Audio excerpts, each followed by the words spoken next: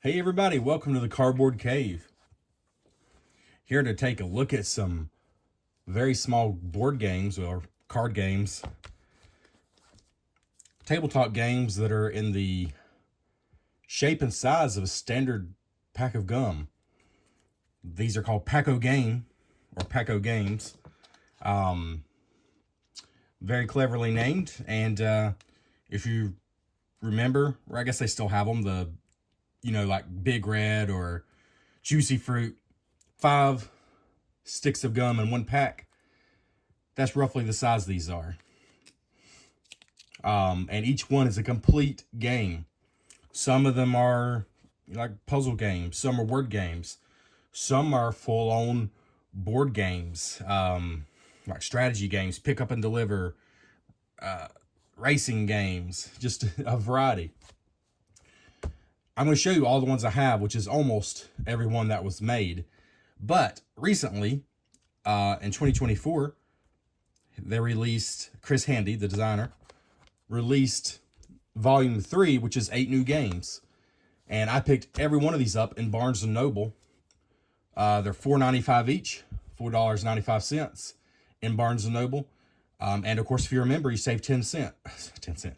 You save 10%. So I got these for $4.50 each.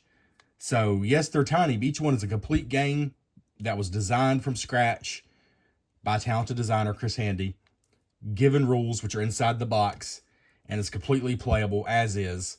So for $4.50, it's like, hey, why not take a chance? You can also get these directly from the website. Perplexed is the publisher, and that's Perplext.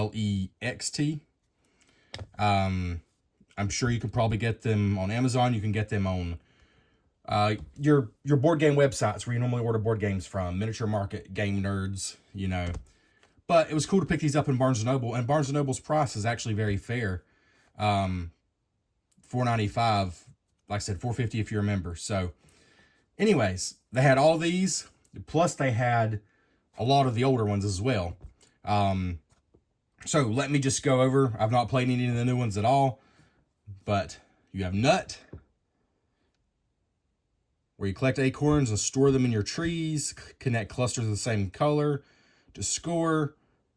I'm not going to read everything on here, but this one is 2 to 3 players. Takes about 15 minutes, it says. And you see the cards there. Let me pick one to open. I'll go and open this one, just to show you exactly. I'm not going to open them all in here. This would be way too long of a video. But every one of them has similar components as far as their long stick of gum shaped cards. But of course, the art and everything is different on every single one, and they wildly vary, which is one of the cool things about it. And I gotta say, Volume 3, the ones in this set, I think are some of the coolest just as far as the themes and the art of all the ones that he's done. Man, these are harder to open than I remember a pack of gum. Shrink wrap is really tight on here, but I'll get it. Guaranteed. Sort of guaranteed. Maybe. Probably. I'll probably get it. Oh my goodness. Have mercy. So, of course, you do not need to get all of them. And I went ahead and got all 8. I mean, it's too early to have like really many reviews on these new ones.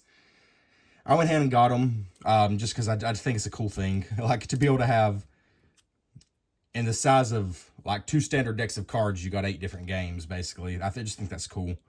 I did get most of the first 2 sets. I just now realized, actually, or remembered, that there's 3 I didn't get. And they're 3 that I think had some of the worst reviews and also just didn't appeal to me very much. I feel kind of weird just not having 3 of them now. Because of my collectionist mentality. But, it makes sense to get ones if you're not going to play them. I mean, to not get ones if you're not going to play them. Sorry, I did not remember this being this hard to get off. Holy cow. There, I think I got it. So, Nut. Thankfully, there's no more shrink wrap once you get through that. So, yeah, you just open it up and you got a stick of cards, basically, and a rule book. and they will fit back in the box. You will not be sleeving these cards. I'll go and tell you that. Just get over that notion. They cost less. They cost $5 anyways. So, yeah, full color rules in each one with examples.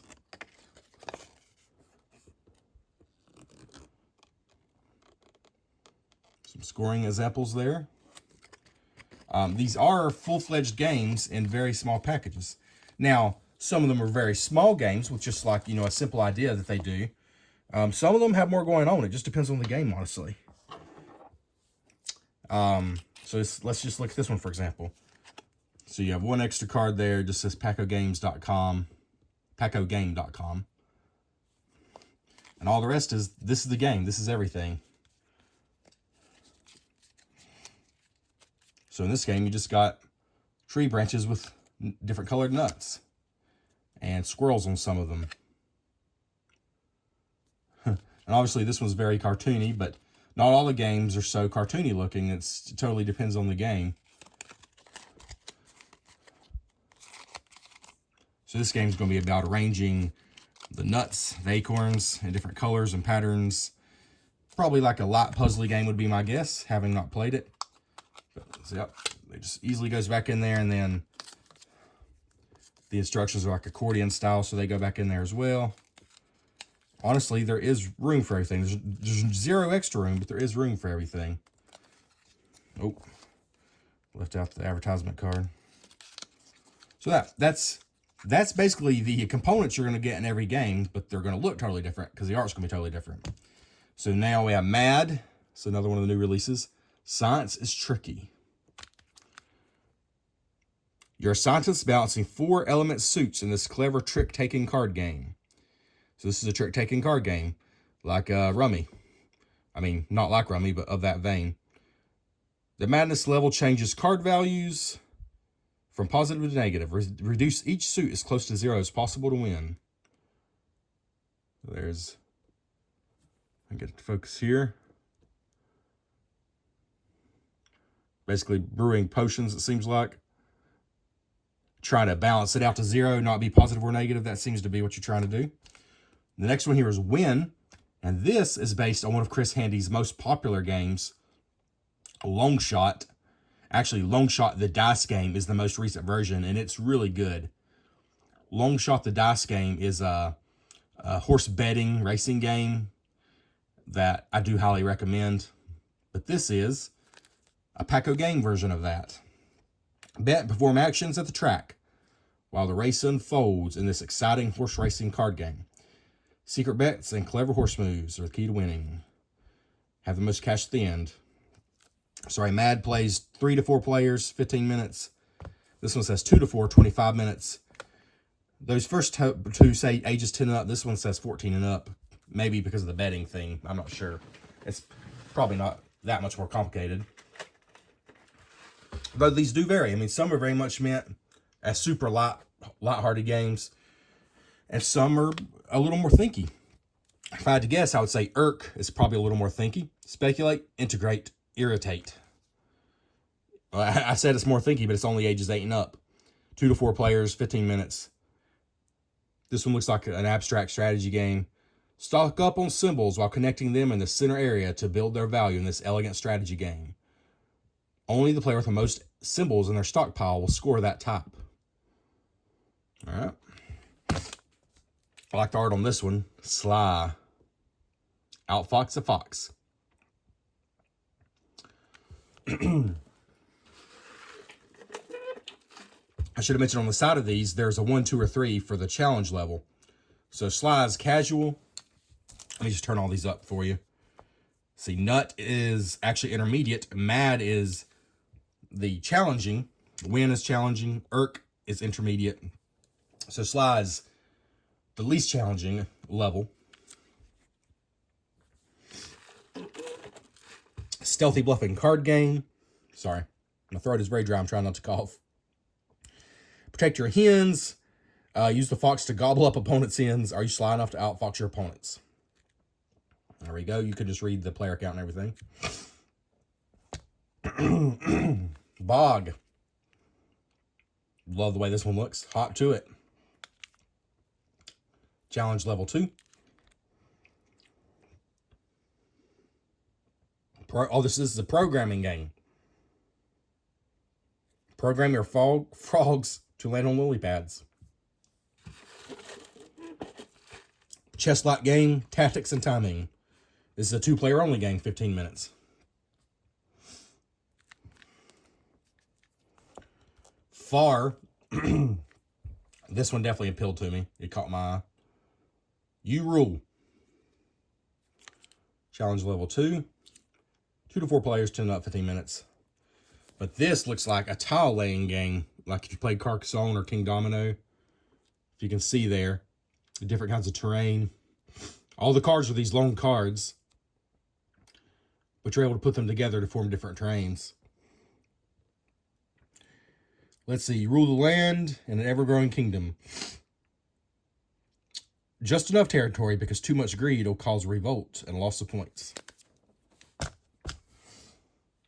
This might be my favorite looking one yet. A Race for Time.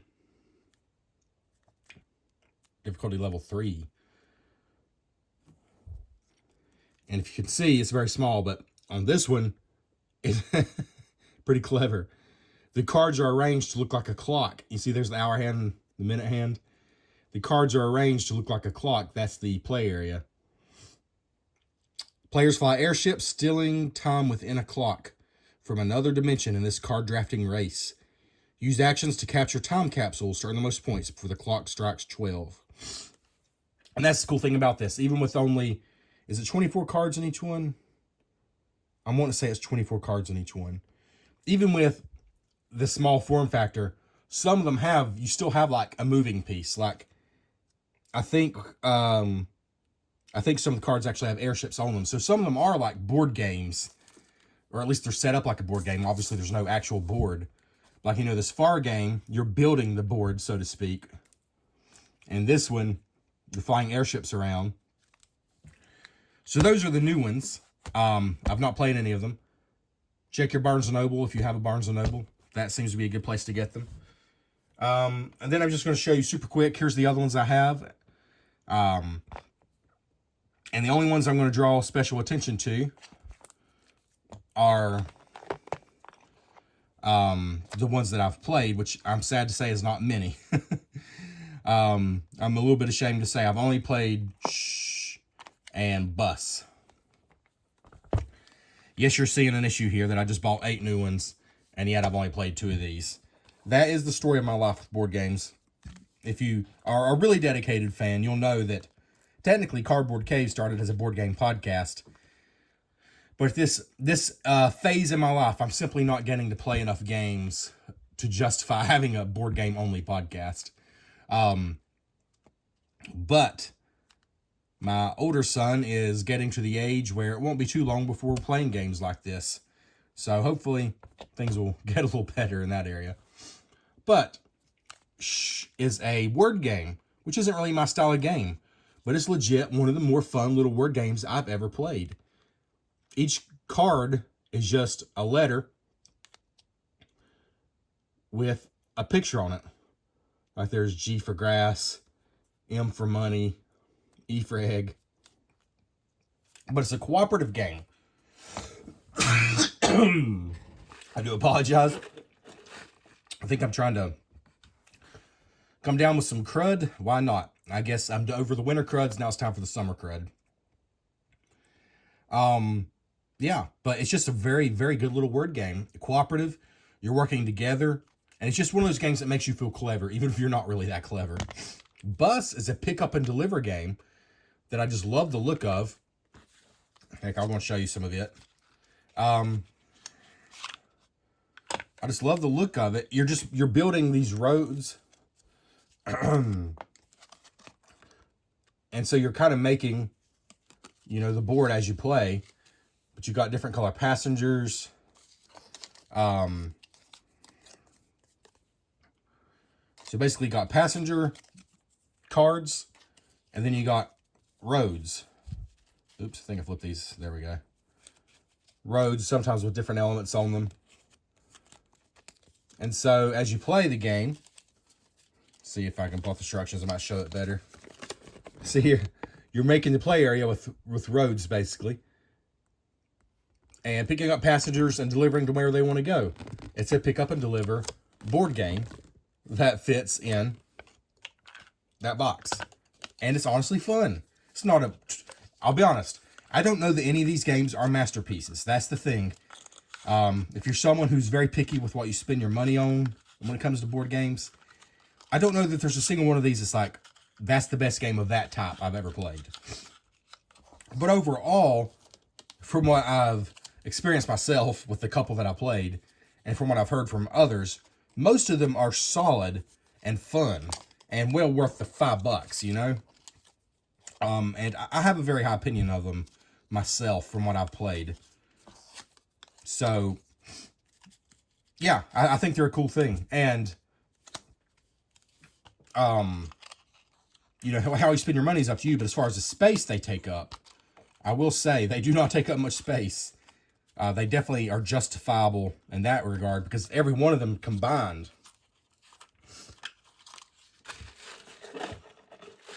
takes up less space than a small board game. But I'm going to have to cut it off there.